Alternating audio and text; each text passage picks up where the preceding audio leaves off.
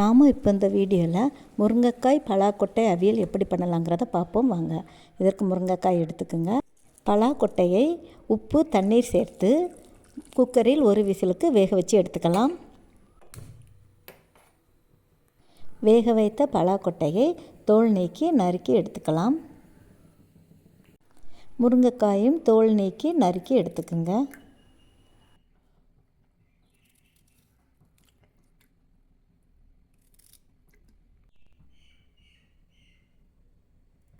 கடாயில் 2 ஸ்பூன் தேங்காய் எண்ணெய் ஊற்றிக்கிங்க.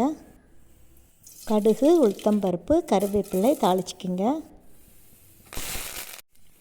நறுக்கிய சின்ன வெங்காயம் சேர்த்துக்குங்க. 10 சின்ன வெங்காயம் வதக்கிக்கிங்க. அரை தக்காளி எடுத்துக்கோங்க. பெரிய தக்காளியாக இருந்தால், சின்ன தக்காளியாக இருந்தால் ஒரு தக்காளி வதக்கிக்கிங்க. இப்போ நறுக்கிய முருங்கைக்காயும் சேர்த்து நன்றாக வதக்கிக்கலாம்.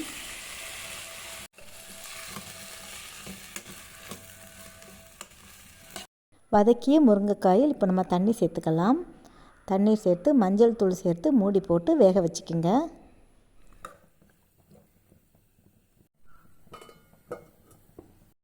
காய் வெந்ததும் கல்லுப்பு சேர்த்துக்கலாம்.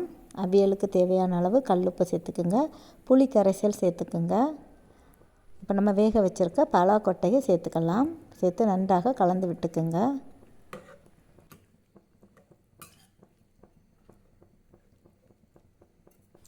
அவியல் செய்வதற்கு இப்போ நம்ம தேங்காய் சதைச்சி எடுத்துக்கலாம்.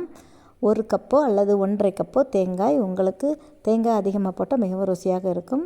அதனால் தேங்காய் நிறையா வைத்து அதில் பூண்டு, ஜீரகம், சின்ன வெங்காயம் சேர்த்து பச்சை மிளகாய் உங்கள் காரத்துக்கு ஏற்றால பச்சை மிளகாயும் சேர்த்து நன்றாக மிக்சியில் சதைச்சி எடுத்துக்குங்க. தண்ணீர் விடாமல் சதைத்து எடுத்துக்குங்க.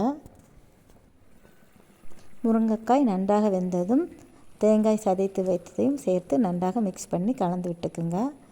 இப்போ தேங்காய், சின்ன வெங்காயம் பச்சை வாசனை போவதற்கு மூடி வச்சுக்கலாம்.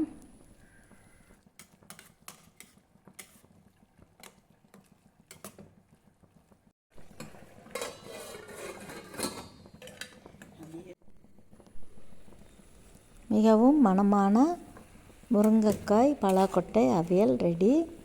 இப்போ நம்ம லாஸ்ட்டாக தேங்காய் எண்ணெய் 1 ஸ்பூன் ஊற்றிக்கிங்க. பச்சை தேங்காய் எண்ணெய், கருவேப்பிலை சேர்த்துக்கலாம். சேர்த்து அடுப்பை ஆஃப் பண்ணிக்கிங்க. இதுபோல் அவியல் செஞ்சு பாருங்கள். பலாக்கொட்டை சேர்த்து மிகவும் ருசியாக இருக்கும். சாதத்துடன் சாப்பிட அவியல் மிகவும் ருசியாக இருக்கும்.